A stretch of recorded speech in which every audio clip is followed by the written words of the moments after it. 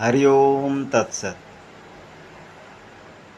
निजर समस्त संपर्क मानक सहित भल संपर्क रखंतु आ समस्त को समदृष्टि रे देखंतु, किंतु केबे मध्य प्रतिफल आशा करंतु नहीं।